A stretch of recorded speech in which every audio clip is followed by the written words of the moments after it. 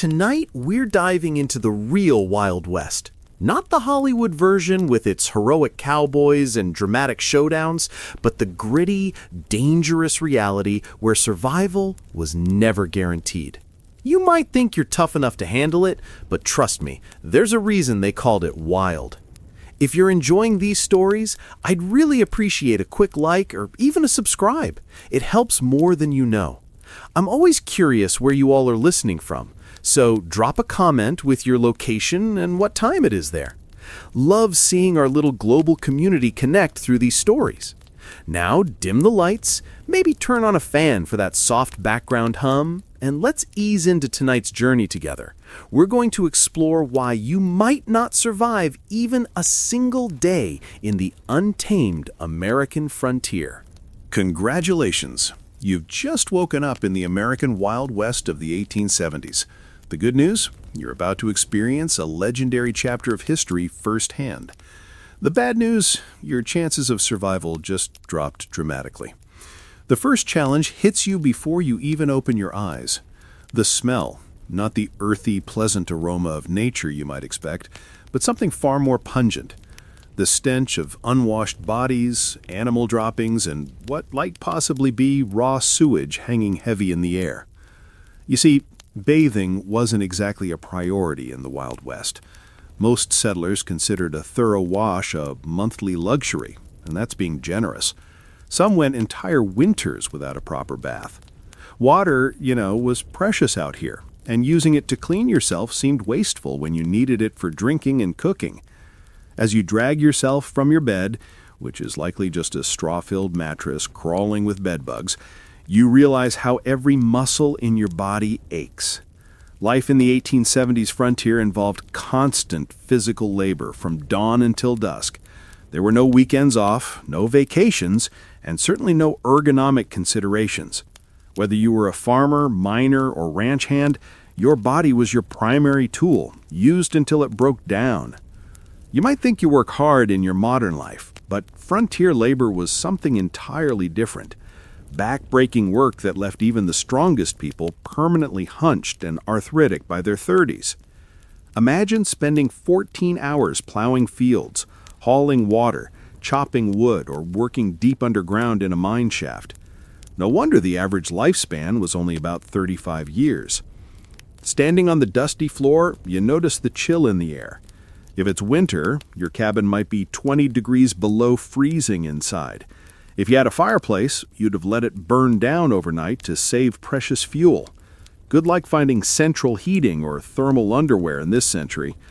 And if it's summer, well, get ready to sweat through every article of clothing you own. There was no escaping the elements in the Wild West. Speaking of clothing, forget comfort. Men typically owned maybe 2 sets of clothes, rough canvas or denim pants, and cotton shirts that chafed against the skin. Women wore multiple layers regardless of the temperature. Chemises, corsets, petticoats, and long dresses that dragged in the dirt. Everything was scratchy, ill-fitting, and rarely cleaned. Those fancy outfits you've seen in Western movies? Pure fiction for the average person. Your stomach growls, reminding you it's time for breakfast. Hope you like beans, biscuits, and coffee, possibly for every meal. The Wild West diet was monotonous and nutritionally deficient. Fresh fruits and vegetables were seasonal luxuries. Meat, when available, was often preserved with salt or smoke because refrigeration didn't exist. Scurvy, a disease caused by vitamin C deficiency, when your gums bleed and your teeth fall out, was common among settlers despite being easily preventable with modern knowledge. You might think the coffee would at least be good. Cowboys always seem to have a pot brewing in the movies, but what you're served barely resembles what you'd recognize as coffee. It's typically boiled to within an inch of its life, bitter beyond belief, and might include crushed eggshells or even salt to reduce the bitterness. Still, the caffeine would help you face the day, so you drink it without complaint. Before heading outside, you might want to check your shoes for scorpions or snakes that could have sought shelter during the night. It wasn't uncommon for frontier folks to shake out their boots each morning, a habit born from painful experience. One wrong move, and you could be facing a venomous bite miles from any medical help. Stepping outside your cabin, you're immediately aware of how exposed you are.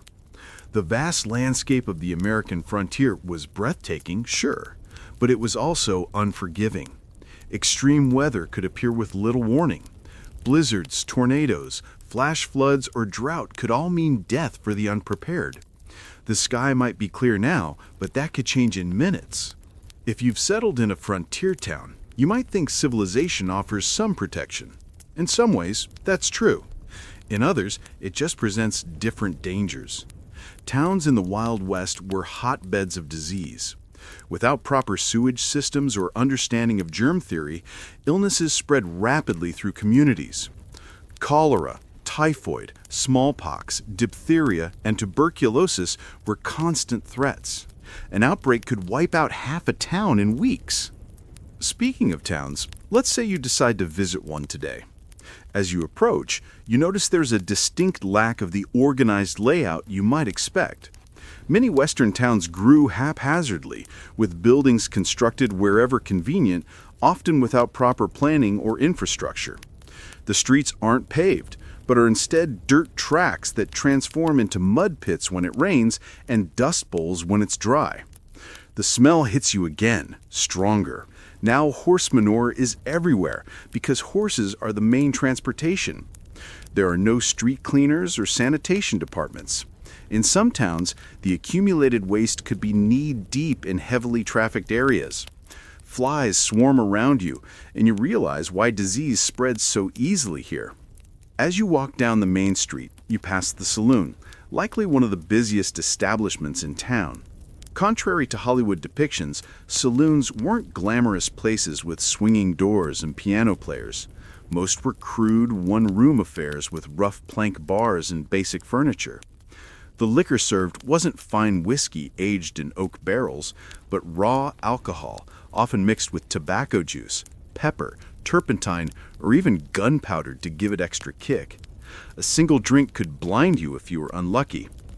The saloon represents another deadly aspect of frontier life: violence.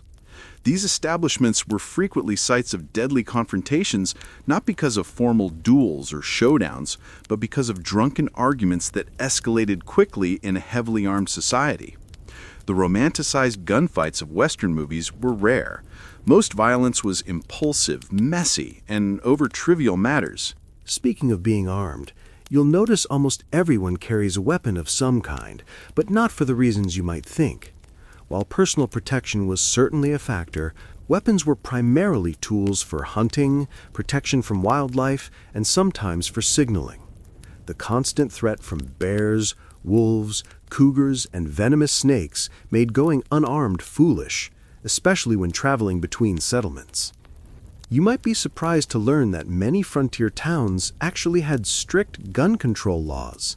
Places like Dodge City, Kansas, and Tombstone, Arizona, required visitors to surrender their firearms when entering town limits. The famous gunfight at the OK Corral actually started because the Clanton gang refused to comply with Tombstone's weapons ordinance. Despite what you've seen in movies, quick-draw duels in the middle of the street were exceedingly rare. Most shootings were ambushes or happened during robberies. The skilled gunslinger facing off against an opponent at high noon is largely a Hollywood invention. Real frontier violence was typically sudden, chaotic, and lacked any sense of honor or fairness. As you continue your walk, you pass the local doctor's office. Medical care in the 1870s frontier would horrify you. Most doctors had little or no formal training. Surgical procedures were performed without anesthesia beyond whiskey or morphine, and sterilization was virtually unknown. Something as simple as an infected cut could lead to amputation or death. Common treatments included bloodletting, mercury compounds, arsenic, and other toxic substances that often did more harm than good. Women in childbirth faced mortality rates as high as 1 in 4 in remote areas. Dentistry involved extraction without anesthesia, using crude tools. Most people suffered from painful dental issues for years before finally losing their teeth. If you were injured or fell ill on the frontier, your survival often depended more on luck than medical intervention. Even minor injuries could become life-threatening due to infection. Broken bones might never heal properly, leaving frontier folk with chronic pain and disability. The famous phrase, "only the strong survive," had literal meaning in the Wild West. Your stomach growls again and you realize it's time for lunch. You head to the local restaurant, which is likely just an extension of someone's home where meals are served for a fee. The food isn't any more varied than your breakfast. Meat is tough and often spoiled, despite heavy smoking or salting. Vegetables, if available, are overcooked to mush. Food safety standards don't exist, so dysentery and food poisoning are common occurrences. While eating, you overhear conversations about recent Indian attacks, outlaw gangs, or the danger of traveling alone. While Native American violence against settlers was far less common than portrayed in popular culture. In fact, settlers in the U.S. military were far more likely to be the aggressors. The frontier was still a place of conflict. The systematic displacement of indigenous peoples created tensions that sometimes erupted into violence on both sides. As for outlaws, they were a genuine threat, particularly in remote areas. Law enforcement was sparse, with a single sheriff sometimes responsible for thousands of square miles. In many places, justice was handled through vigilante action rather than formal legal proceedings. Lynch mobs were common, and the concept of innocent until proven guilty often didn't apply. If you were accused of horse theft or cattle rustling, you might find yourself hanging from a tree before sunset, regardless of your actual guilt or innocence. After lunch, you decide to visit the local general store to stock up on supplies. The prices shock you. Basic necessities cost far more on the frontier than back east due to the difficulty and expense of transportation. A simple can of peaches might cost the equivalent of $20 in today's money. Many settlers spent most of their income on essential supplies, with little left over for comfort or luxury. The store offers another glimpse into frontier reality, the isolation. Mail delivery was infrequent and unreliable. Newspapers might be weeks or months out of date. Information traveled slowly, and you might go years without news from family back east. Many settlers never saw their relatives again after moving west. The psychological toll of this isolation contributed to high rates of depression, alcoholism, and suicide among frontier populations. As the afternoon wears on, you notice dark clouds gathering on the horizon. Weather on the frontier wasn't just uncomfortable, it could be deadly. Without modern forecasting, storms arrived with little warning. Blizzards could strand travelers, leading to freezing deaths. Tornadoes destroyed entire communities with no emergency services to assist survivors. Flash floods washed away wagon trains. Droughts ruined crops and caused starvation. If you were lucky enough to have a proper home, it provided minimal protection. Most frontier dwellings were hastily constructed from whatever materials were available: sod houses on the plains, log cabins in forested regions, or simple wooden structures in towns. None were particularly effective against extreme weather. Winter temperatures inside could drop below freezing. Summer heat was often unbearable, especially in attics or upper floors where many people slept. As the storm approaches, you decide to head back to your cabin before it hits. On the way, you pass a group of men heading to work at the local mine. Mining was one of the deadliest professions on the frontier. Underground cave-ins, toxic gas exposure, explosions from improperly handled blasting powder, and machinery accidents claimed countless lives. Miners also suffered from long-term health issues like black lung from coal dust or mercury poisoning from gold processing. Even if you avoided mining, few frontier occupations were safe. Farming involved dangerous equipment with no safety features. Ranching meant working with unpredictable animals weighing hundreds of pounds. Logging had one of the highest fatality rates of any profession. Whatever you did to make a living, your risk of serious injury or death was exponentially higher than in the modern world. You make it back to your cabin just as the rain begins to fall. The roof leaks in several places, and you place buckets to catch the water.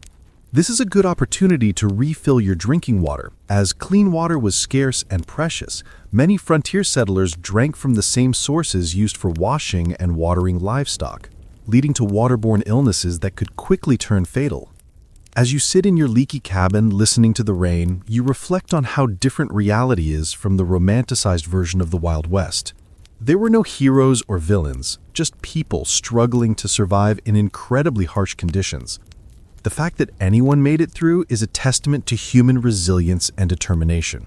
Night falls early as you have no electricity. Candles and oil lamps provide minimal illumination, and you're careful with them.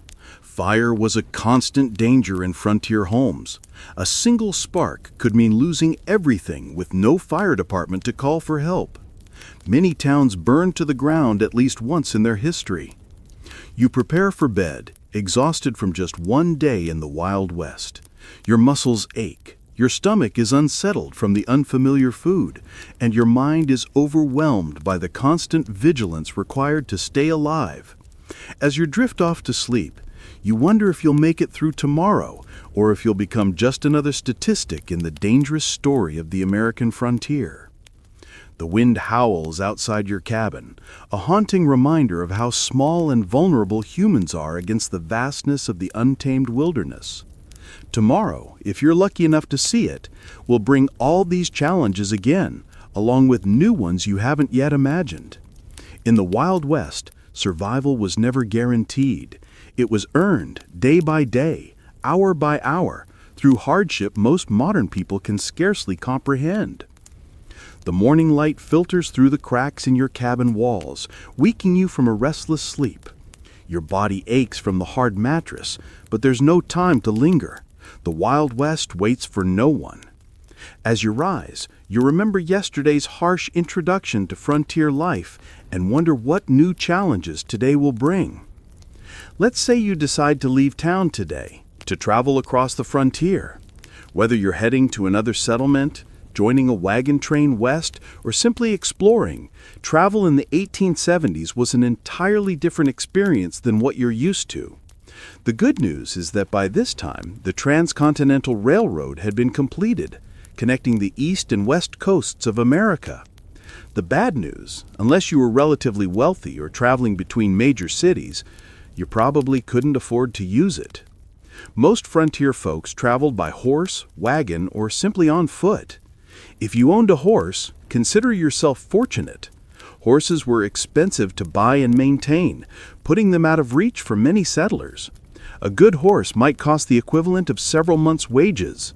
Then you needed saddles, bridles, feed, and veterinary care. The veterinary care often meant shooting the animal if it broke a leg or developed certain illnesses. Riding itself was no pleasure cruise. Saddles in the 1870s weren't designed for comfort, but for function. Hours in the saddle left even experienced riders with blisters and aching muscles. And if your horse spooked at a snake or sudden noise, which happened frequently, you could easily be thrown, potentially suffering broken bones or worse, miles from any help. If you couldn't afford a horse, you might travel by wagon. Forget the romantic image of pioneers cheerfully rolling across pristine prairies. Wagon travel was brutally uncomfortable. The vehicles had no suspension system beyond the slate give and wooden wheels, meaning you felt every rock, rut, and hole in the trail. The constant jarring caused wagon sickness, similar to seasickness, leaving travelers nauseous and miserable. Roads, if they existed at all, were typically just dirt tracks carved by previous travelers. After rain, they became muddy quagmires where wagons could sink axle deep. During drought periods, the dust was so thick you could barely breathe or see. Wagons frequently broke down with wheels cracking or axles snapping miles from the nearest settlement. Let's say you've decided to journey all the way to California or Oregon. You've joined a wagon train heading west on the famous Oregon Trail. This 2,000-mile journey was one of the most perilous undertakings of the 19th century. Of the approximately 400,000 people who attempted it between the 1840s and 1860s, an estimated 1 in 10 didn't survive. The Oregon Trail was sometimes called the nation's longest graveyard. Some historians estimate that an average of 10 to 15 people died for every mile of the trail. Think about that. A grave every 350 feet or so for 2,000 miles. The trail was lined with makeshift crosses and stone markers, many without names, as families were forced to bury loved ones and continue their journey. Disease was the #1 killer on the Oregon Trail. Cholera, a bacterial infection spread through contaminated water, was particularly devastating. This horrible illness, caused severe diarrhea and vomiting, draining the body of fluid so quickly that a person could be healthy at breakfast and dead by dinner. There was no effective treatment available. Wagon trains would sometimes lose dozens of people in a single cholera outbreak. Other diseases like dysentery, typhoid, and mountain fever claimed countless lives. Children were especially vulnerable, with many families losing multiple children during the journey. Medical care was rudimentary at best, often consisting of folk remedies that did little to help and sometimes made conditions worse.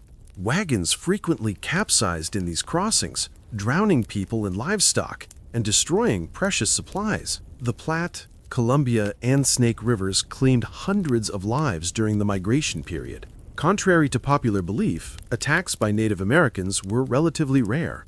Most tribes were actually helpful to migrants, offering supplies, guidance, and assistance with river crossings. The majority of violent deaths on the trail came from accidents, being crushed by wagon wheels, drowning, or being kicked by draft animals. Firearms accidents were shockingly common, as most travelers were inexperienced with weapons but carried them for hunting and protection. The psychological toll of the journey was immense.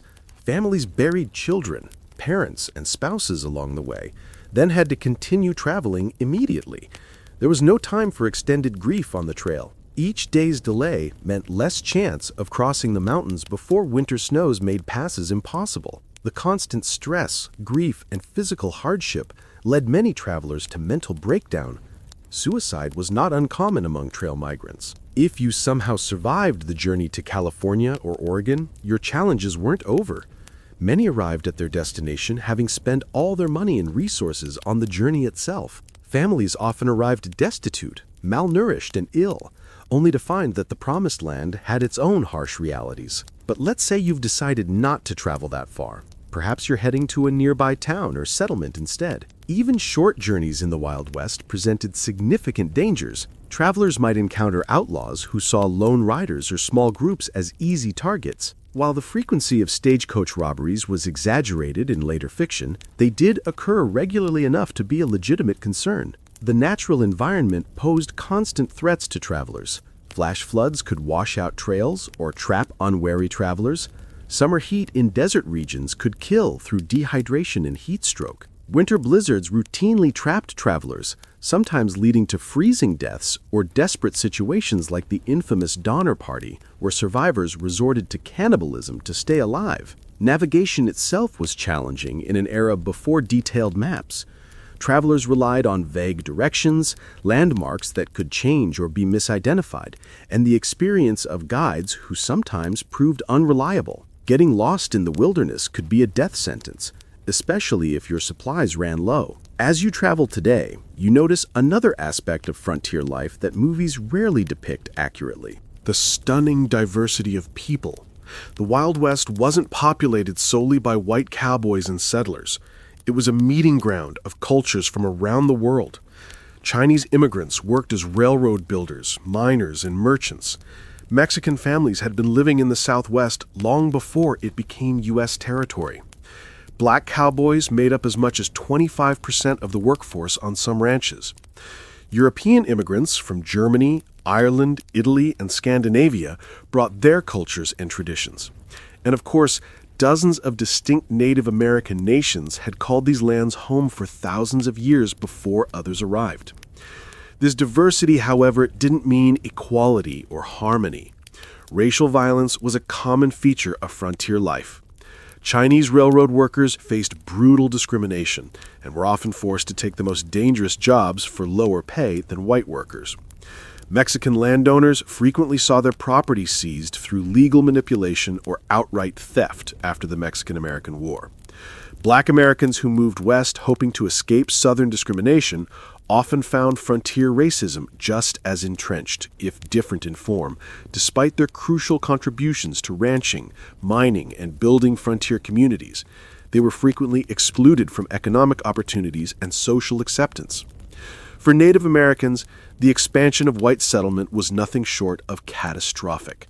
The indigenous population of North America, once numbering perhaps 15 million people, had been reduced to fewer than 300,000 by 1900. Disease, warfare, forced relocation, and the deliberate destruction of their food sources, particularly the buffalo, decimated numerous tribes and nations. U.S. government policies systematically pushed Native Americans from their traditional lands onto reservations, often in areas with poor soil and few resources. Treaties were regularly broken when valuable resources were discovered on reservation lands. Native children were taken from their families and placed in boarding schools designed to erase their cultural identity, operating under the philosophy of kill the Indian, save the man.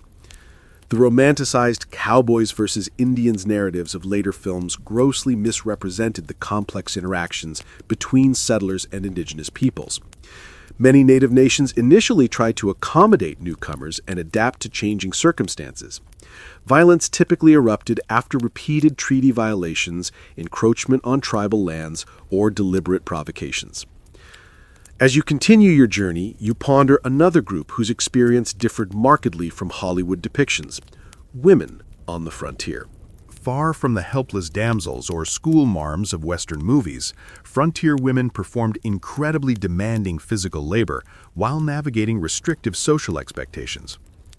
On homesteads and farms, women not only handled traditional domestic duties like cooking, cleaning, childcare, and making clothing, but also worked in the fields, tended livestock, and defended the home when necessary. Their workday typically started before dawn and ended well after dark, with few, if any, days of rest. A frontier woman might need to plow fields in the morning, deliver a neighbor's baby at midday, fight off predators threatening the livestock in the afternoon, and still prepare meals and care for her own children throughout. Many women became widows young due to the dangerous nature of frontier life, and had to manage farms or businesses alone while raising children. Despite their essential contributions, women had few legal rights. In most territories and states, they couldn't vote, own property independently if married, or have custody of their children in the event of divorce. Domestic violence was considered a private matter, with little legal recourse available to victims. For unmarried women, options were severely limited. Teaching was one of the few respectable professions, though female teachers were paid significantly less than their male counterparts and were often expected to resign upon marriage. Some women found economic independence through running boarding houses, working as nurses, or establishing millinery or dressmaking businesses. Then there were the soiled doves, prostitutes who worked in frontier brothels and saloons. While later mythology romanticized these women, the reality was typically grim. Many entered the profession out of economic desperation after being widowed or abandoned. Physical abuse, drug addiction, and venereal disease were common hazards of the work. Even those who managed to earn substantial money found themselves socially ostracized and unable to transition to more respectable positions. Some women did find greater freedom on the frontier than they might have back east. The shortage of women in Western territories gave them more marriage options and sometimes better treatment as communities competed to attract and keep female residents. A few territories, like Wyoming and Utah, granted women voting rights decades before the 19th Amendment, recognizing their essential contributions to frontier development. As the day wears on and you continue traveling, you might wonder about law enforcement in this supposedly lawless land. The reality was complex and varied widely by location. Major cities and towns typically had some form of organized law enforcement, but vast rural areas had minimal, if any, official protection. County sheriffs were elected officials responsible for maintaining order across sometimes enormous territories. A single sheriff might be the only law enforcement for thousands of square miles, making regular patrols impossible. They relied heavily on deputizing ordinary citizens during emergencies, creating posses to pursue criminals or respond to violence. Town marshals handled law enforcement within town limits, sometimes with a few deputies in larger settlements. These positions were often dangerous and poorly paid, attracting a mix of dedicated public servants and those who enjoyed the power the badge provided. Some famous lawmen, like Wyatt Earp, moved between legitimate law enforcement and more questionable enterprises throughout their careers. Federal marshals had jurisdiction throughout territories and states, but were few in number. They typically focused on major crimes like counterfeiting, mail robbery, or offenses involving multiple jurisdictions. The legendary U.S. Marshals of Western movies, single-handedly bringing law to lawless towns, were largely fictional creations. In many remote areas, justice was handled through informal community action rather than official legal processes. Vigilante groups formed to address perceived threats when formal law enforcement was absent or ineffective. Sometimes these groups maintained basic order, but they could easily become vehicles for prejudice, personal vendettas, or mob violence. The iconic image of the quick-draw gunfight was largely a later invention. Most frontier violence was mundane, impulsive, and often alcohol-fueled. Bar fights that escalated to fatal levels, domestic violence, and disputes over land or livestock were far more common than dramatic shootouts on dusty streets. Criminal punishment was harsh by modern standards. Hanging was the standard penalty for murder, rape, and sometimes theft, particularly of horses or cattle. Prisons existed but were primitive facilities with high mortality rates from disease, violence, and poor conditions. Many communities preferred immediate execution to the expense of long-term imprisonment. As evening approaches, you decide to seek shelter for the night. If you're lucky, you might find a town with a hotel or boarding house. Don't expect luxury. Frontier accommodations were basic at best. A typical hotel room would have a simple bed, possibly infested with bedbugs, a washstand with a pitcher and basin, and perhaps a chair. Bathroom facilities would be an outhouse in the back, shared by all guests. Privacy was minimal, with thin walls allowing you to hear your neighbor's every movement and conversation. In busier establishments, you might even share a bed with a stranger, a common practice to maximize capacity during busy periods. The sheets might not have been changed for previous guests, and lighting would be limited to candles or oil lamps. A night's lodging would cost between 25 cents and $1, depending on the establishment's quality and location. This represented a significant expense for many travelers, equivalent to several hours' wages for an average worker. Many chose to sleep in stables, barns, or simply under the stars to save money despite the additional risks these options presented. If you were traveling through more remote areas, you'd likely camp for the night. This meant building a fire, assuming you could find enough fuel, preparing a meal from your limited supplies, and sleeping on the ground with minimal protection from the elements or wildlife. Indigenous peoples, experienced travelers, and military scouts had sophisticated techniques for safe camping, but the average settler often made dangerous mistakes. Proper fire management was literally a matter of life and death. A fire built too large could spark a prairie or forest fire that could consume thousands of acres in hours.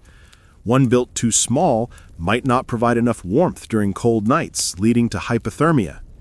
Campfire cooking required skills most modern people lack, often resulting in meals that were simultaneously burnt and raw. As night falls fully and you prepare to sleep, the sounds of the frontier darkness surround you. Coyotes howl in the distance. Unfamiliar birds call. The wind whispers through grass or trees. For people accustomed to modern light and noise pollution, the profound darkness and strange sounds of wilderness nights often triggered intense anxiety. Many travelers slept poorly on the frontier, not just because of physical discomfort, but from fear of the unknown dangers that might lurk in the darkness. Native attacks, though rare, often occurred at dawn when sleepers were at their most vulnerable. Predators like wolves, bears, and mountain lions might investigate camps looking for food. Venomous snakes and scorpions sought warm places to rest, sometimes including a sleeper's bedroll. Even if no actual threats materialized, the psychological stress of constant vigilance took its toll. Frontier diaries frequently mention exhaustion, not just from physical labor, but from the mental strain of perpetual alertness. Modern people, accustomed to locks, alarms, and the security of dense population, would find the vulnerability of frontier sleeping arrangements profoundly disturbing. As you drift towards sleep, you reflect on the day's journey. Travel in the Wild West bears almost no resemblance to its sanitized, romanticized portrayal in later entertainment. It was grueling, dangerous, and uncomfortable beyond what most modern people could endure. The skills required, from navigation without maps to making emergency repairs to handling firearms safely, took years to develop, and mistakes were often fatal. The darkness deepens, and the sounds of night creatures grow louder. Tomorrow will bring new challenges.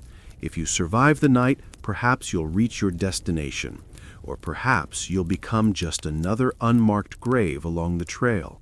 One more statistic in the perilous story of westward expansion.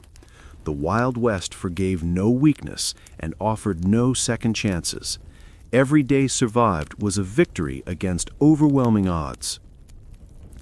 The new day dawns on the frontier, and you've somehow survived the night, a victory in itself in the Wild West. As you rub the sleep from your eyes and stretch your aching muscles, you contemplate what direction your frontier experience might take. Today, perhaps you'll try your luck in one of the booming mining towns where fortunes are supposedly made overnight. You've heard stories of the California gold rush, the Nevada silver strikes, and the Colorado mining booms. Tales of ordinary men finding nuggets the size of chicken eggs and becoming wealthy overnight have drawn hundreds of thousands west. What these stories don't mention are the brutal realities awaiting those who chase mineral dreams.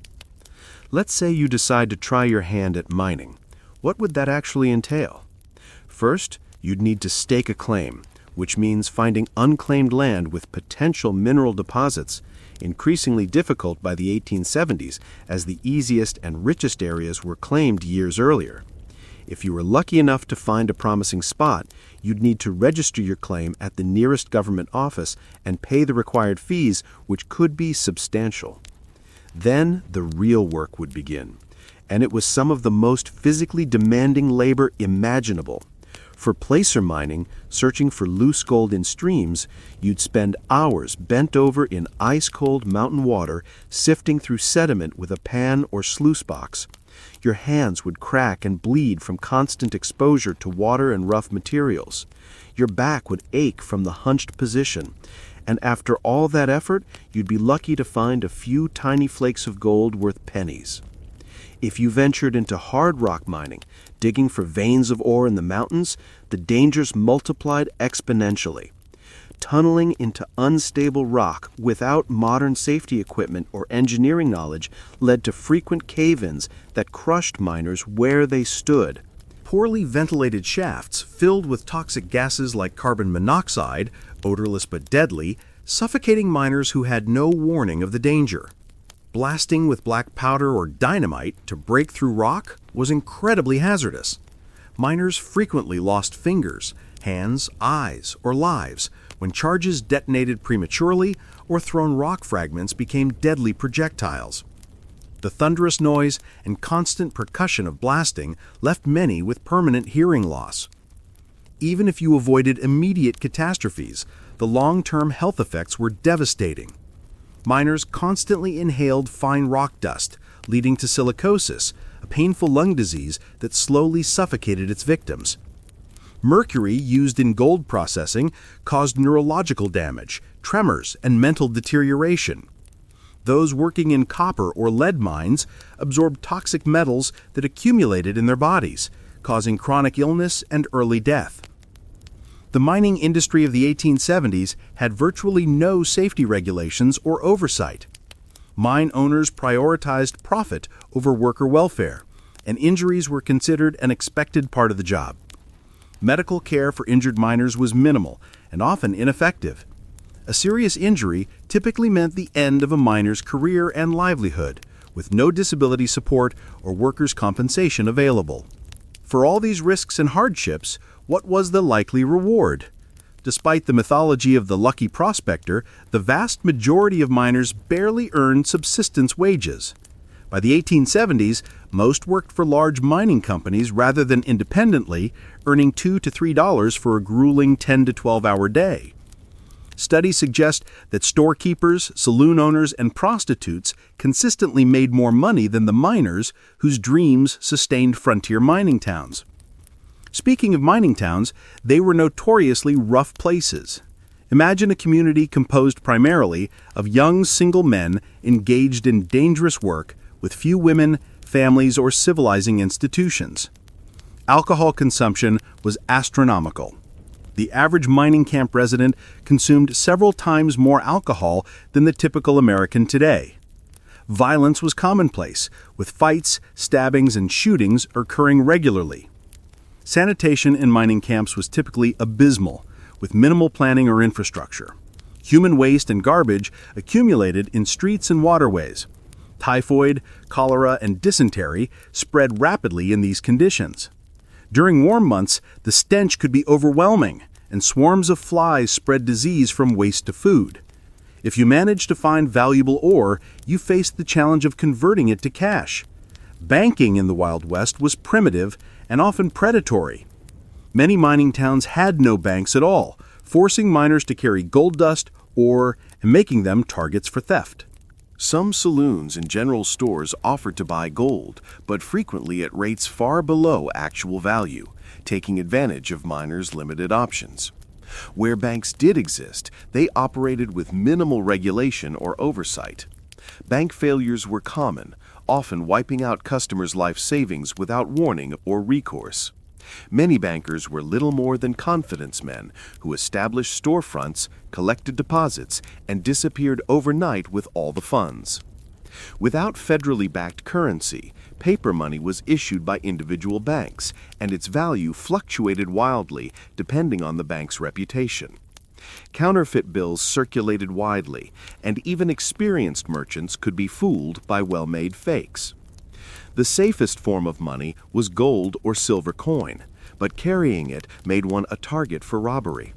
Perhaps after considering the dangers and disappointments of mining, you decide to try your hand at ranching instead. The cattle industry was booming in the 1870s, with demand for beef in eastern cities creating opportunities on the frontier. Surely this would be a healthier, more profitable venture. Ranching did indeed avoid some of the worst health hazards of mining, but it introduced its own unique dangers and hardships. Starting a ranch required significant capital. Land, livestock, equipment, and buildings all represented major investments. Many aspiring ranchers went deeply into debt, purchasing these necessities, betting their future on favorable weather and market conditions. Nature often had other plans.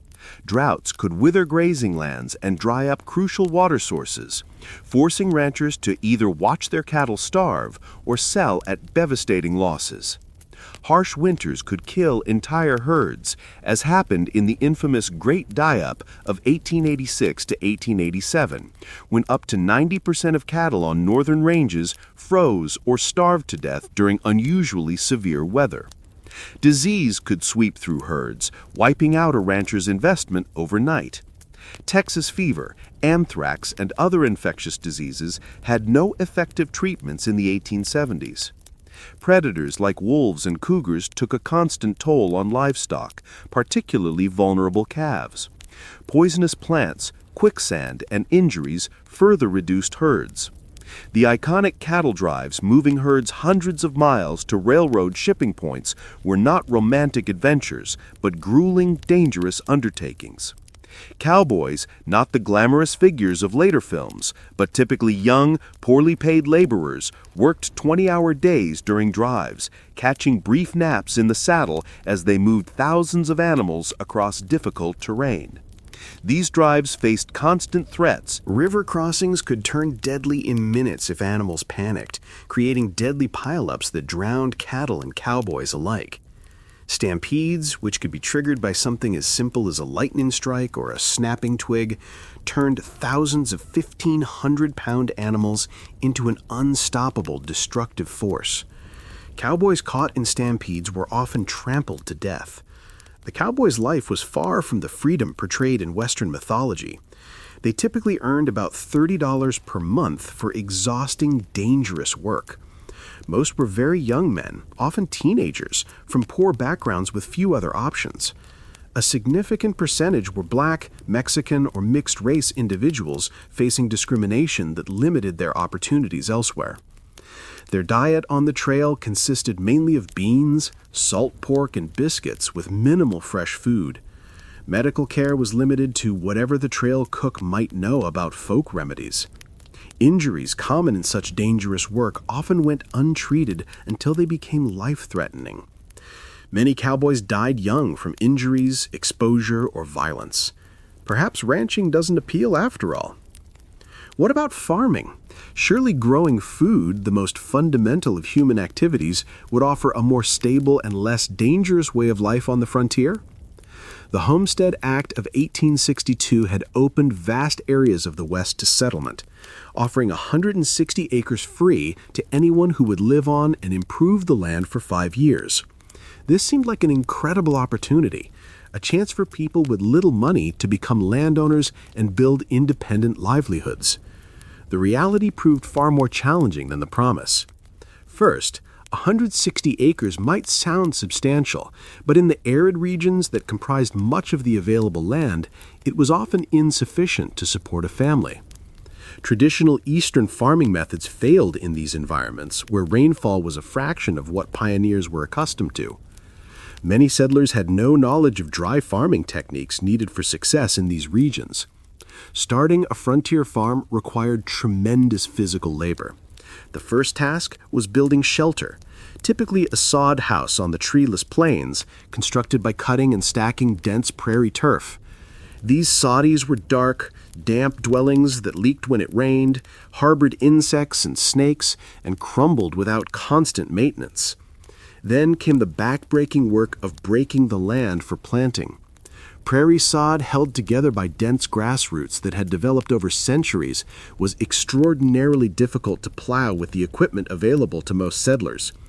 It could take a year or more just to prepare a few acres for planting. The work was so physically demanding that it permanently damaged many farmers' bodies. Once crops were planted, farmers faced threats from every direction. Drought could wither plants before harvest. Torrential rains could wash away seedlings or flood fields. Early frost could kill crops just before harvest. Grasshoppers descended in biblical swarms, consuming everything green in their path, and sometimes even eating the handles of tools left in fields. Disease affected frontier farmers as it did everyone else, but with particularly devastating consequences.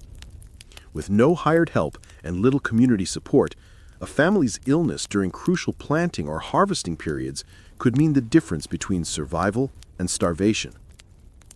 Women often continued working the fields while heavily pregnant or just days after giving birth, risking their health because the work simply couldn't wait. Farm accidents were common and often fatal. Homemade tools broke and caused injuries. Animals panicked and trampled their handlers. Even successful harvests could turn deadly. Numerous farmers died when they fell into grain storage bins and suffocated in the loose grain, or when poorly constructed storage buildings collapsed under the weight of their contents. The isolation of frontier farms took a heavy psychological toll.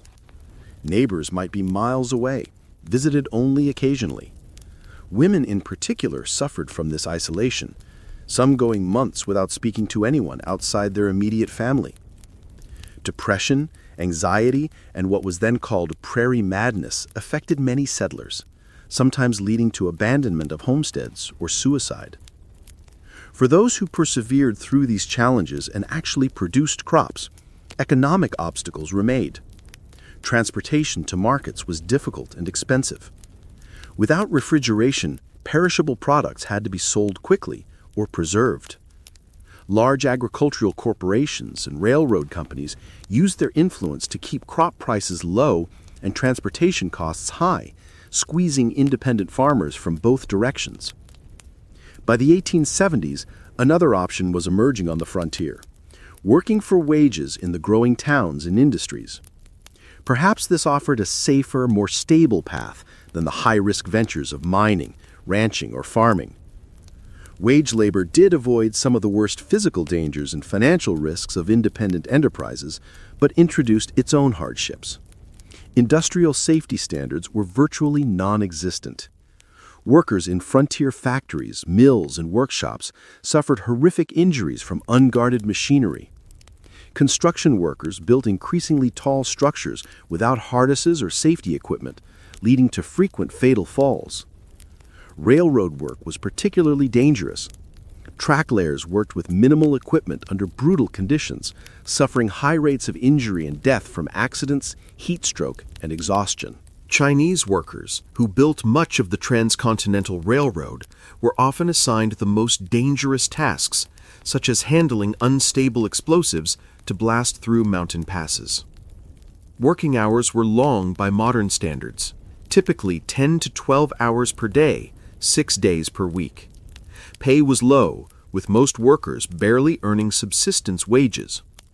Child labor was common, with children as young as 8 or 9 working alongside adults in many industries, often suffering higher injury rates due to their size and inexperience.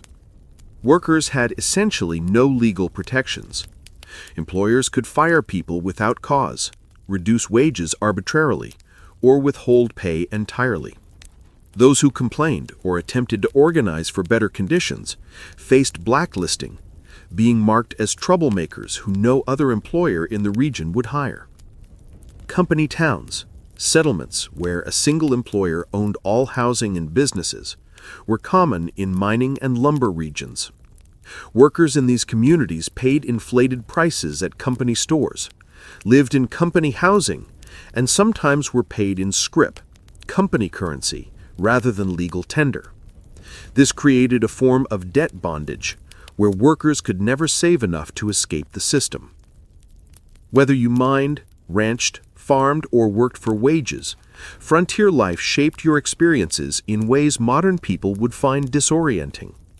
Perhaps most striking was the relationship with time, not the carefully measured minutes and hours of our digital age, but a more fluid reality governed by daylight, seasons, and natural rhythms.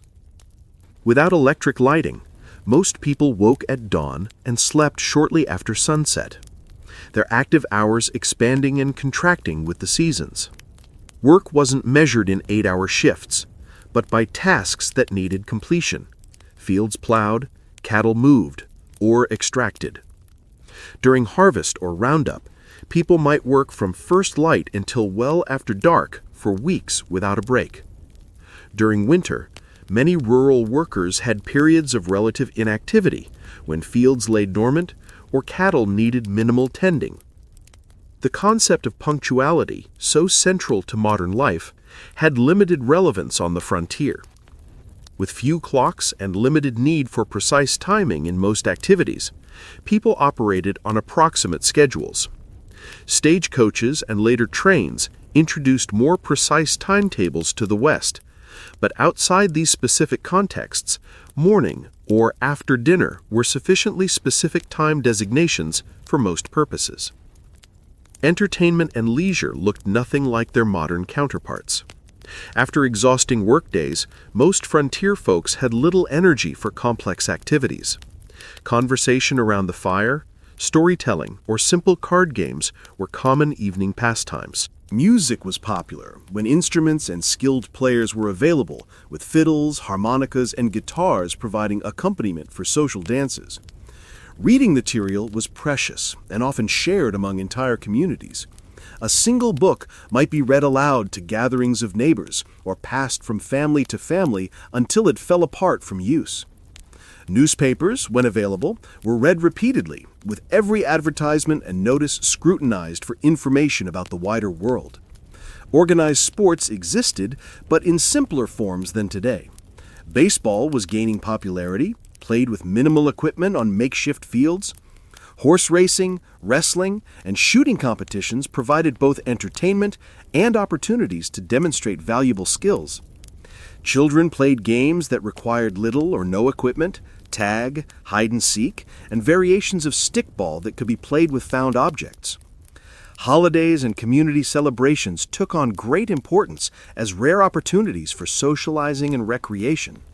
4th of July celebrations might draw people from miles around for picnics, speeches, games, and dancing. Harvest festivals marked the successful completion of the year's most critical work. Religious holidays provided both spiritual meaning and welcome breaks from routine. As the day draws to a close, you find yourself reflecting on the relentless challenges of frontier life. Every aspect required harder work, involved greater risk, and offered fewer comforts than its modern equivalent. The people who survived and sometimes thrived in these conditions possessed qualities that modern society rarely demands. Extraordinary physical endurance, practical skills applicable to countless emergencies, and psychological resilience in the face of constant hardship and loss. The darkness gathers once more, and with it comes a silence profound enough to hear your own heartbeat. No car engines, no air conditioners, no electronic hums, just the whisper of wind, the chorus of insects, and the occasional call of night birds. This profound quiet, so alien to modern ears, was the soundtrack of frontier nights, sometimes comforting, sometimes unsettling in its emptiness. As you drift toward sleep, you wonder if you would have had what it took to survive here, not just for a day or a week, but for years and decades. The people who shaped the American West, for better and for worse, were not the idealized heroes of later fiction, but complex individuals facing extraordinary challenges with the limited resources and knowledge of their time. Their story, stripped of romanticism, is one of human endurance against conditions that would break many of us today. The cool night air settles around you like a blanket, and the stars emerge in a display of brilliance impossible to see in our light-polluted modern world. This, at least, is one pure beauty the people of the frontier experienced that few today can fully appreciate. The majestic sweep of the Milky Way across a truly dark sky, connecting them to the same cosmic panorama their ancestors had watched for countless generations. Morning arrives again in the Wild West, and with it comes hunger, a constant companion on the frontier. Food in the 1870s West bore little resemblance to the varied, convenient diet you're accustomed to in the modern world. Let's explore what keeping yourself fed would actually entail in this harsh environment. The good news is that game was still relatively plentiful in many areas. Deer, elk, rabbit, and various birds could supplement your diet if you had the skills to hunt them. The bad news? Hunting required ammunition, which was expensive and might be needed for protection. It also demanded time away from other essential work, making it a luxury many settlers couldn't afford during busy seasons. Most frontier families relied heavily on foods they could grow, preserve, or purchase in bulk. The staples of the frontier diet were beans, corn, and pork, dense in calories but monotonous and nutritionally incomplete. Fresh fruits and vegetables were available only in season, a few months at most, and winter diets often contained no fresh produce whatsoever. This lack of dietary variety led to widespread nutritional deficiencies. Scurvy, caused by vitamin C deficiency, was common during winter and early spring when no fresh produce was available. The symptoms, bleeding gums, loosening teeth, joint pain, and eventually death, were well known but difficult to prevent with available resources. Other deficiency diseases affected growth in children and caused various chronic health problems in adults. Food preservation was a constant challenge and critical survival skill. Without refrigeration, meat needed to be consumed quickly or preserved through smoking, salting, or drying. These methods deterred bacterial growth but drastically changed flavors and textures while reducing nutritional value. The heavy salt content of preserved foods contributed to high blood pressure and other health issues.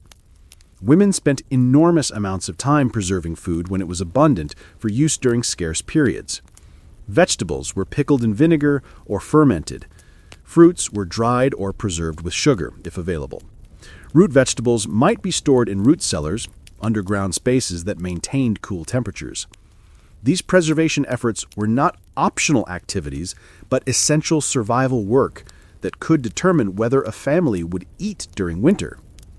Food storage presented its own problems. Properly prepared preserved foods could last months or even years, but improper techniques led to spoilage and potentially deadly food poisoning. Additionally, stored food attracted pests. Rats, mice, and insects consumed portions of most stored food supplies, and their droppings contaminated what remained. Most frontier families simply accepted a certain amount of insect parts and rodent droppings in their flour, beans, and other staples as unavoidable. Cooking itself was far more labor-intensive than modern people can easily comprehend. Meals were prepared over open hearths or wood-burning stoves that required constant attention and fuel. In wood-scarce prairie regions, women and children might spend hours gathering buffalo chips, dried manure, or twisted grass to burn as cooking fuel. Water had to be hauled from wells or streams, often hundreds of pounds per day, for cooking, cleaning, and drinking. Even with these efforts, meals lacked the variety and flavor profiles modern people expect. Spices were expensive luxuries, used sparingly, if at all. Sugar and coffee were treasured items, often hoarded for special occasions. Fresh milk was available only if a family kept a cow, and for only part of the year when the cow was producing. Most frontier children grew up with simple, repetitive diets that would horrify modern nutritionists. Interestingly, despite these limitations, obesity was rare on the frontier. The combination of limited food supplies, minimal sugar consumption, and constant physical labor kept most people lean. However, this leanness wasn't necessarily healthy. Many frontier folks suffered from malnutrition even when they had sufficient calories to sustain their work. Beyond basic survival needs like food, frontier life presented unique challenges for families raising children. If you had been born in the Wild West, rather than just visiting it, your childhood would have been dramatically different from modern experiences. Childhood itself was conceived differently in the 19th century. Children as young as 6 or 7 were expected to contribute meaningful work to family survival, not as educational chores, but as essential economic contributions. Young children minded livestock, gathered eggs, picked vegetables, watched younger siblings, and helped with countless other tasks that freed adults for heavier work. By age 10 or 12, most frontier children worked alongside adults at nearly adult capacity. Boys followed fathers into fields, barns, or workshops, learning skills through direct participation rather than formal instruction. Girls worked with mothers, learning the complex domestic skills necessary for frontier homemaking. Not simple housekeeping, but the production of essential goods like clothing, preserved food, candles, and soap. This early adulthood extended to other areas of life. Children were not sheltered from the harsh realities around them. They witnessed births, deaths, slaughtering of animals, and the sometimes violent conflicts of frontier communities.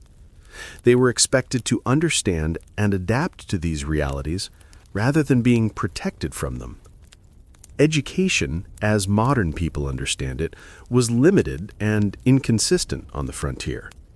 In established towns, schools might operate for a few months each year, typically during winter when agricultural work was minimal. One teacher, often barely educated themselves, might be responsible for students ranging from 5 to 17 years old, all studying in a single room. Physical conditions in these schools were challenging. Buildings were poorly insulated, leading to freezing conditions in winter and stifling heat in warmer months. Supplies were minimal, perhaps a few shared textbooks, slates for writing that had to be constantly erased and reused, and minimal paper that was treated as a precious resource. Corporal punishment was the standard disciplinary approach, with whipping or beatings administered for infractions as minor as whispering or failing to memorize assigned material. In more remote areas, formal schooling might not exist at all. Some families conducted home education using whatever books were available, but many frontier children received only the most basic literacy and calculation skills, if that. Their education focused instead on practical knowledge, how to predict weather, track animals, prepare soil for planting, treat common injuries, and perform the countless other tasks essential for survival. Child mortality remained devastatingly high throughout the frontier period. Approximately 1 in 4 children died before reaching adulthood, with the highest risk in the first 5 years of life.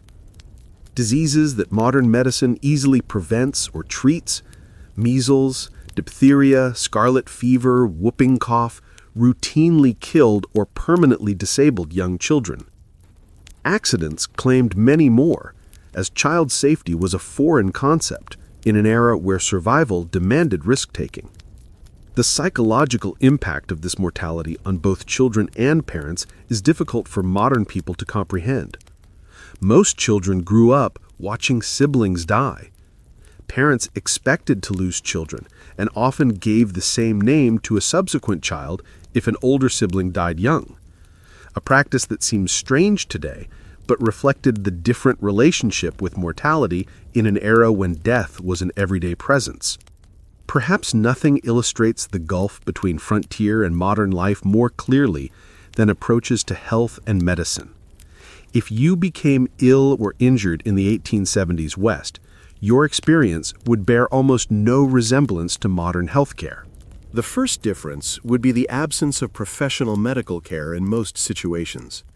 Doctors were scarce, with many communities having none at all.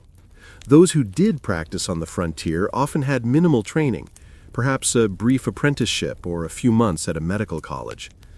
Their knowledge reflected medical science of the era, which still relied heavily on theories like humoral balance that had more in common with medieval medicine than modern practice. Without access to professional care, most health issues were addressed through home remedies and folk medicine. Every community had people, usually women, known for their healing skills, drawing on traditions brought from various cultures. Some of these treatments, particularly herbal remedies, had genuine medicinal properties, but many were ineffective or actively harmful.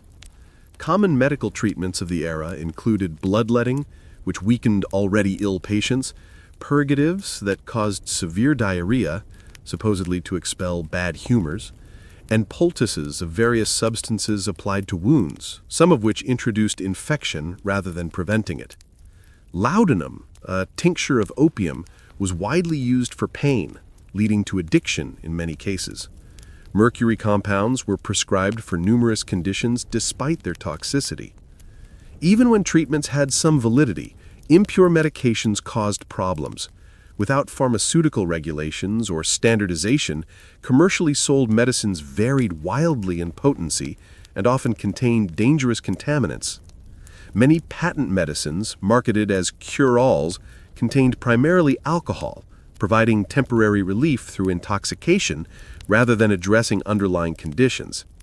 Surgery in frontier conditions was particularly horrific. Without effective anesthesia beyond alcohol, whiskey, or opium, patients endured excruciating pain during procedures. Sterilization was unknown or inconsistently practiced, leading to rampant post-surgical infections. Amputation was the standard treatment for serious limb injuries, performed with saws and knives that might be wiped clean, but never properly sterilized. Childbirth represented perhaps the starkest contrast between frontier and modern medical experiences. Women typically gave birth at home, attended by a midwife if one was available, or female relatives if not.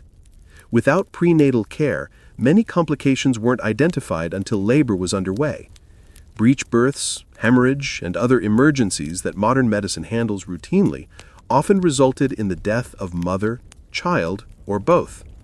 Maternal mortality rates on the frontier were approximately 1 death per 100 births, more than 100 times higher than in developed countries today.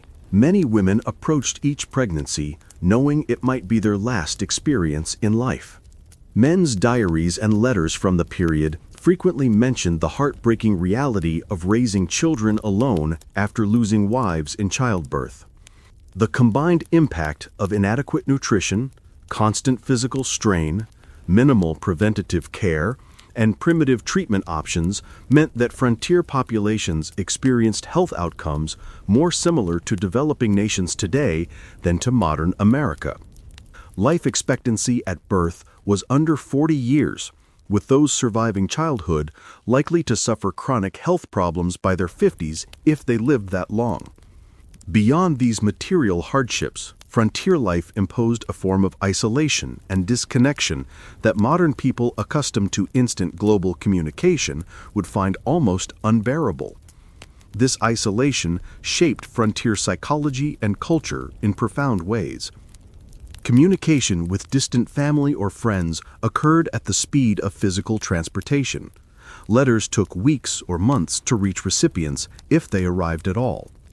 News traveled slowly and unreliably, often distorted through retelling. Major events might not become known in remote areas until months after they occurred. This information vacuum contributed to a highly localized worldview, where distant events seemed abstract and irrelevant compared to immediate community concerns. The isolation was particularly difficult for those accustomed to more settled environments. Women who had grown up with close female friendships and family networks often found themselves alone for days or weeks while husbands traveled for supplies or work. Their diaries frequently mention crippling loneliness and the psychological strain of having no adult conversation for extended periods. This isolation sometimes led to what contemporary accounts called prairie madness, severe depression, anxiety, and occasionally psychosis, triggered by the combination of isolation, constant work, and environmental hardships. Some affected individuals became violent toward family members or committed suicide. Others simply abandoned their homesteads and returned east, unable to endure the psychological pressure of frontier life.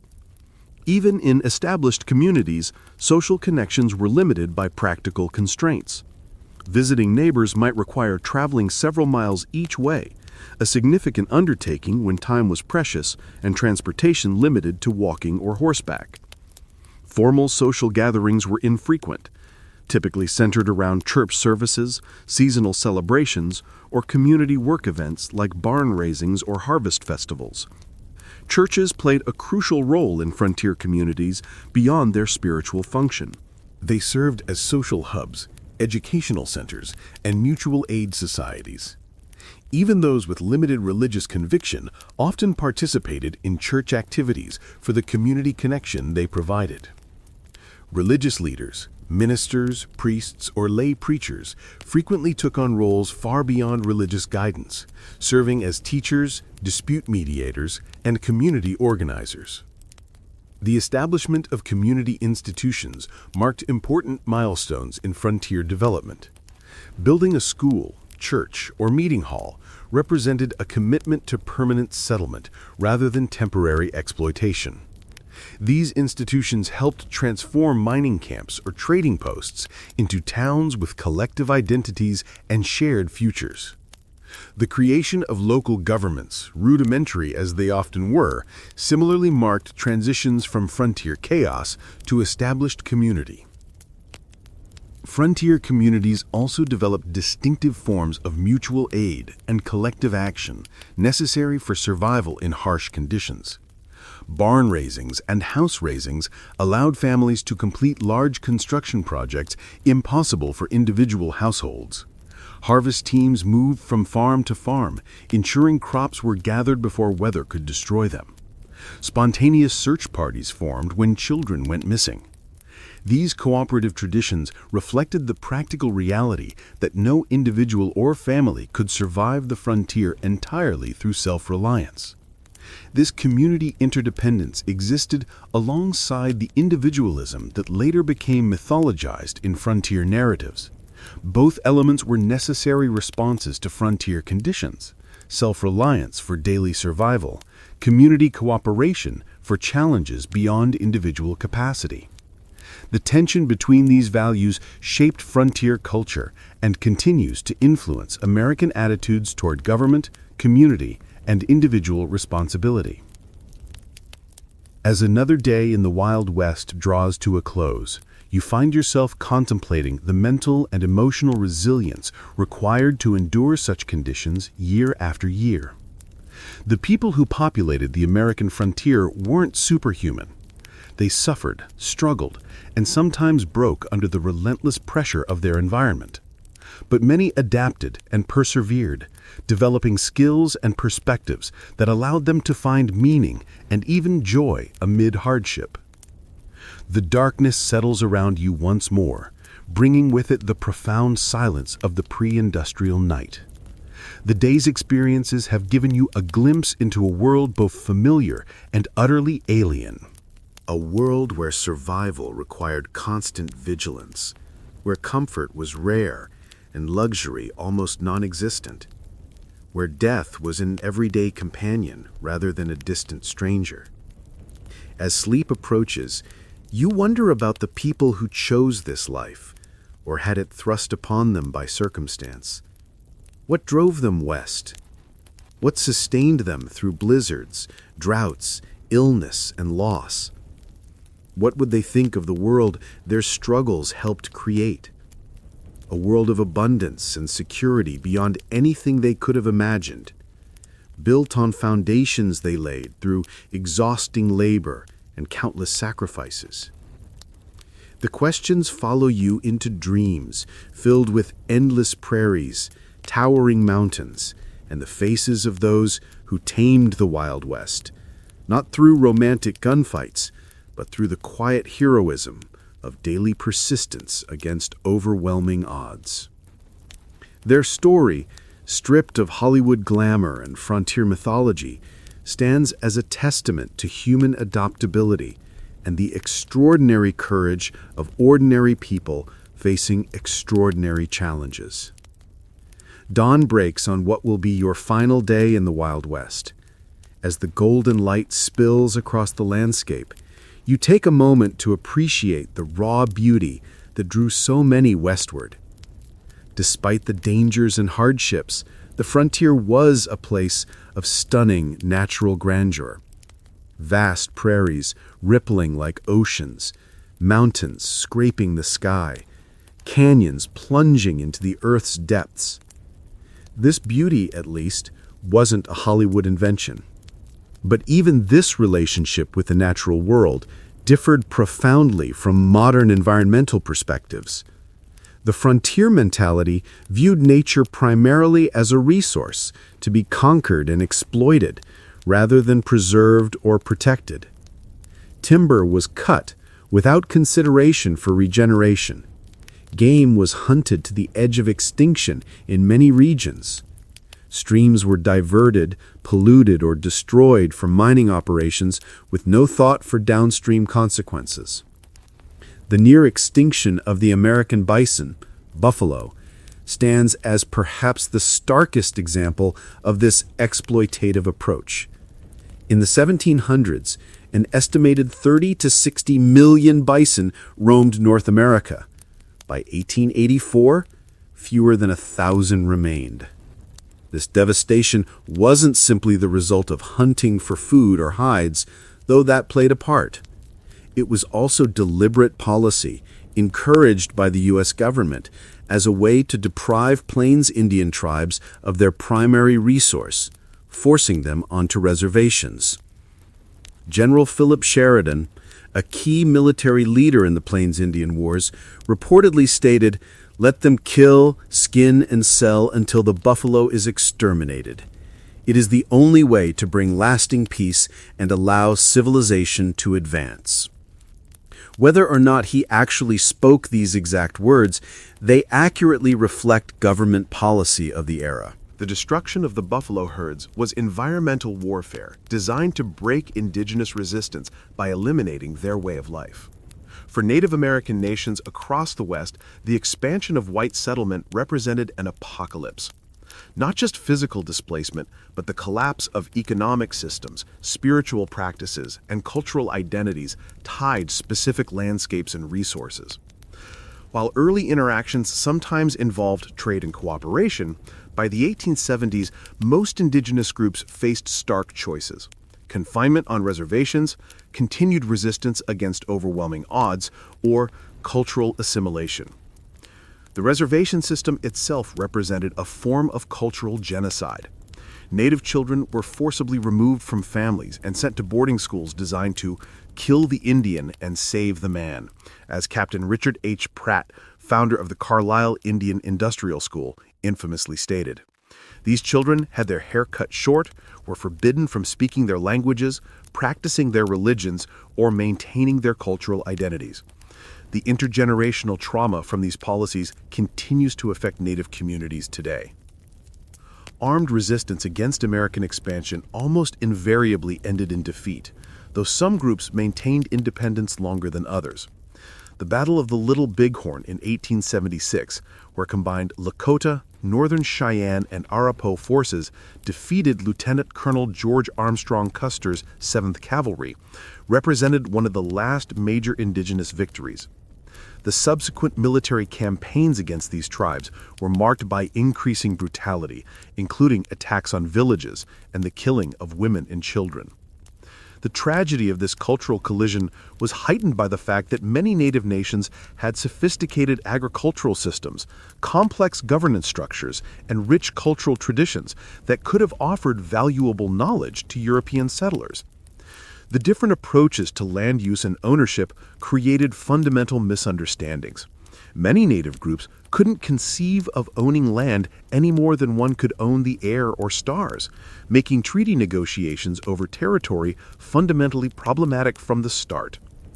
These cultural conflicts extended beyond Native-white relations. The West was extraordinarily diverse, with communities from around the world bringing different languages, religions, customs, and approaches to frontier life. This diversity was both a strength, introducing varied skills and perspectives, and a source of tension in communities struggling with scarce resources and limited infrastructure. Chinese immigrants, who played crucial roles in building the Transcontinental Railroad and developing mining operations, faced particularly severe discrimination. The Chinese Exclusion Act of 1882, the first major American law restricting immigration based on nationality, grew from anti-Chinese sentiment that had festered for decades in Western territories. Chinese miners were frequently driven from productive claims through violence or unjust application of foreign miners' taxes. Chinese communities in frontier towns often faced riots and mass expulsions when economic conditions deteriorated. Mexican Americans, many of whom had become U.S. citizens through territorial acquisition rather than immigration, similarly faced discrimination and displacement. Despite treaty guarantees protecting property rights following the Mexican-American War, many Mexican landowners saw their holdings taken through legal manipulation, intimidation, or outright fraud. Spanish-derived water rights systems that had functioned effectively for generations were replaced with English common law approaches less suited to arid environments. Even European immigrants found that national and religious identities continued to matter on the frontier. Irish Catholics, German Lutherans, Scandinavian Protestants, Eastern European Jews, each group tended to establish distinct communities and maintained cultural practices from their homelands. These communities provided mutual support, but sometimes became targets for nativist sentiment when economic or social tensions arose. African Americans who moved west after the Civil War hoped to find freedom from Southern oppression, but often encountered different forms of discrimination. Black cowboys, who made up approximately 25% of the workforce on some cattle operations, rarely received recognition in contemporary accounts or later mythology. Black homesteaders established communities in several Western territories, but frequently faced organized resistance from white neighbors and discriminatory application of homestead laws. The collision of these diverse groups, each with their own values, practices, and expectations, created frontier communities far more complex and conflict-ridden than later romantic depictions would suggest. The melting pot metaphor, popularized in later American mythology, obscured both the persistent cultural distinctiveness of various groups and the power imbalances that determined whose cultures would be preserved and whose would be suppressed. As the day progresses, you find yourself in a frontier town undergoing rapid transformation, a transition happening across the West during the 1870s and 1880s. The initial phase of settlement, characterized by individual prospectors, independent farmers, and small-scale enterprises, was giving way to more organized corporate development of Western resources. The arrival of railroads catalyzed this transition. The Transcontinental Railroad, completed in 1869, dramatically reduced travel time between East and West from months to days. Subsequent branch lines penetrated previously isolated regions, connecting them to national markets and supply chains. This transportation revolution allowed large-scale extraction of Western resources for Eastern factories and enabled mass-produced Eastern goods to flood Western markets. These economic connections accelerated the integration of Western regions into national systems, but often disadvantaged small producers.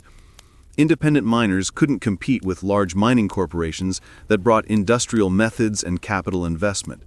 Family farms struggled against agricultural enterprises operating on vast acreage. Small ranchers found themselves squeezed by cattle companies with investor backing and political connections. Corporate interests increasingly dominated political as well as economic structures. Railroad companies, mining conglomerates, timber interests, and large landholders exercised enormous influence over territorial and early state governments. Water rights, mineral claims, grazing access, and timber concessions were allocated through processes that typically favored those with financial and political power, rather than small operators or community interests. This transition from frontier to integrated region wasn't simply economic, but cultural. The rough-edged mining camp or cattle town gradually acquired institutions that signaled permanence and connection to wider society. Banks, schools, churches, newspapers, theaters, and fraternal organizations. Streets were surveyed and sometimes paved. Wooden structures were replaced with brick and stone buildings. Local governments enacted ordinances regulating behavior that had previously gone ungoverned. For many who had been attracted to the frontier precisely because of its freedom from Eastern constraints, these changes represented unwelcome domestication of the wild spaces they had sought. Some continually moved westward ahead of advancing civilization, seeking new frontiers. Others struggled to adapt to increasing regulation, competition, and social expectations. The mythological end of the frontier, declared in the 1890 census, represented real psychological and cultural challenges for those whose identities were tied to frontier conditions. Part of this transformation involved the taming, or at least management, of frontier violence. The iconic gunfighters and outlaws who would later dominate Western mythology operated in a specific historical window when formal law enforcement was establishing itself against pre-existing systems of personal and community violence. By the 1880s and 1890s, professional police forces and court systems had replaced vigilante justice in most established communities, though remote areas still saw occasional eruptions of frontier-style conflict resolution. The legendary figures who captured public imagination, Wild Bill Hickok, Wyatt Earp, Billy the Kid, Jesse James, operated in this transitional period, often moving back and forth between legal and illegal activities as circumstances changed.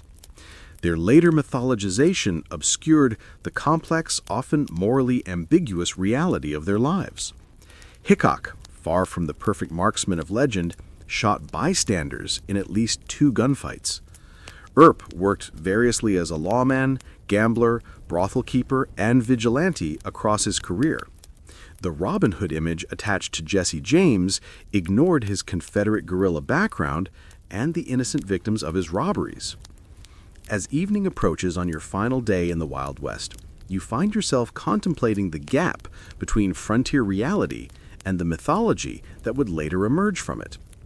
Why did Americans, and eventually the world, become so fascinated with a romanticized version of this brutal period? What needs did these myths serve, and what truths did they obscure? Part of the answer lies in timing. The most intense period of frontier mythology making occurred precisely as the actual frontier was disappearing. The Wild West shows of Buffalo Bill Cody began in the 1880s, featuring staged reenactments of Indian battles and stagecoach robberies for Eastern audiences, even as the railroads, telegraph lines, and formal governance were integrating Western regions into mainstream American society. These performances weren't meant as accurate historical recreations, but as entertainment that resonated with Eastern ideas about the West. The dime novels that popularized exaggerated tales of Western heroes originated not on the frontier, but in Eastern publishing houses, written by authors who rarely had first-hand experience of the regions they described. These formulaic stories emphasized action, clear moral distinctions between heroes and villains, and a vision of the West as a testing ground for American virtues of self-reliance, courage, and individualism.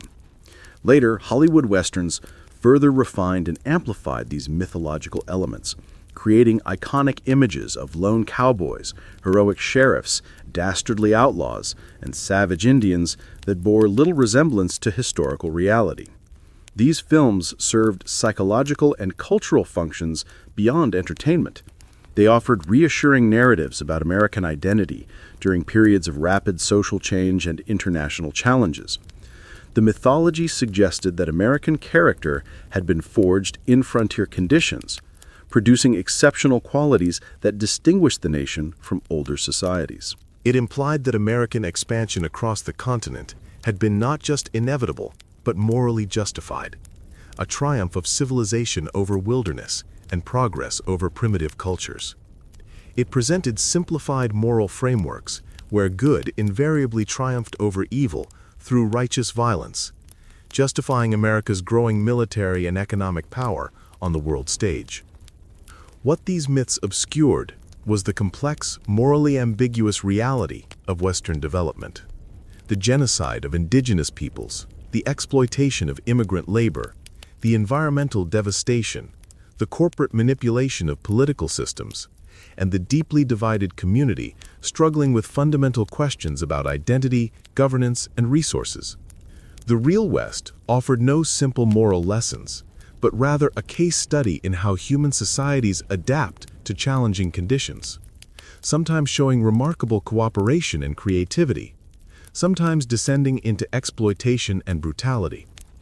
As darkness falls once more, you reflect on your brief journey through the unromanticized Wild West. You've experienced firsthand why the average person today, accustomed to abundant food, medical care, physical safety, and countless comforts unknown to frontier dwellers, would likely not survive even a single day in the actual conditions of the 1870s frontier. The skills, knowledge, physical conditioning, and psychological resilience required for frontier survival represent a way of life so distant from modern experience as to be almost unimaginable. Yet, something about this world continues to fascinate us. Perhaps it's the raw honesty of a life stripped to essentials, where tasks have immediate consequences and achievements represent tangible victories against natural constraints. Perhaps it's the community interdependence that emerged from shared challenges, creating connections that transcended differences in background or belief. Perhaps it's simply the reminder that human beings can endure and even find meaning in conditions far harsher than most of us will ever face. The legacy of the American frontier extends beyond mythology into the actual structures and systems that shape modern American life. Property laws, water rights frameworks, federal-state relationships, approaches to natural resources, and countless other aspects of American governance emerged from frontier-era compromises and conflicts. The diversity of Western communities, despite efforts at forced assimilation, contributed to the multicultural reality of modern America. even the continuing tensions between individual rights and collective welfare, local control and national standards, exploitation and conservation, have roots in frontier-era debates. For indigenous peoples, the frontier era represents not a glorious chapter in national expansion, but the devastation of ancient lifeways and the beginning of a long struggle for cultural survival and sovereignty that continues today. Their perspective reminds us that the simple triumphalist narrative of Western settlement ignores the complex civilizations that already existed and the incalculable knowledge lost through their disruption. The most accurate understanding of the frontier requires holding multiple perspectives simultaneously, acknowledging both the courage of those who built new communities in challenging conditions and the devastation experienced by those displaced by this expansion. As you drift toward sleep on your final night in the Wild West, the sounds of this earlier America surround you. The whisper of wind through prairie grass, the distant howl of coyotes, perhaps the faint piano notes from a saloon down the street. These sensory experiences at least connected all who lived through this era. Regardless of background or circumstance, the vast skies, extreme weather, imposing landscapes, and profound silences shaped everyone who encountered them, creating a shared relationship with the environment, even amid cultural conflicts. Tomorrow, you'll return to your own time, carrying with you a deeper understanding of this pivotal period in American history. You'll never again see a Western film or read a frontier novel without recognizing the sanitized, simplified version of a complex reality. You'll appreciate the extraordinary comfort and security of modern life, achieved through technological advances unimaginable to frontier dwellers. You might find yourself more aware of the skills and knowledge lost in the transition to our specialized, technology-dependent society. The practical self-sufficiency that allowed frontier people to build, repair, grow, preserve, and create what they needed with minimal outside support. Most importantly, you'll understand that the real story of the American West isn't found in gunfights and gold strikes, but in the daily struggles of ordinary people, men, women, and children of diverse backgrounds who faced extraordinary challenges with the limited resources available to them. Their story, without Hollywood embellishment, contains enough genuine courage, tragedy, innovation, conflict, cooperation, cruelty, and kindness to fill countless histories. Their legacy lives in the communities they established, the environmental changes they initiated, the cultural patterns they created, and the myths that grew from their experiences. The real Wild West disappeared long ago, transformed by technology, population growth, economic integration, and environmental change into the modern American West of cities, suburbs, highways, and managed landscapes. Yet echoes of frontier experience persist in regional identities, local traditions, land use patterns, and governance structures. The memory of this formative period continues to influence how Americans understand themselves and their nation's development, even as scholars and communities work to replace simplistic mythology with more accurate, inclusive understandings of this complex history. As you finally surrender to sleep, the boundary between past and present seems to blur. The challenges faced by frontier communities, adapting to environmental constraints, managing scarce resources, building functional communities among diverse populations, balancing individual freedom with collective needs, remain relevant in new forms today. Perhaps the greatest legacy of the frontier experience is not a set of answers, but a collection of questions about human adaptation, community formation, and the relationship between people and the natural world. Questions each generation must answer anew as circumstances change. The stars shine brilliantly above, the same stars that guided travelers across the prairie, helped farmers time their planting, and gave comfort to homesick immigrants far from familiar landscapes.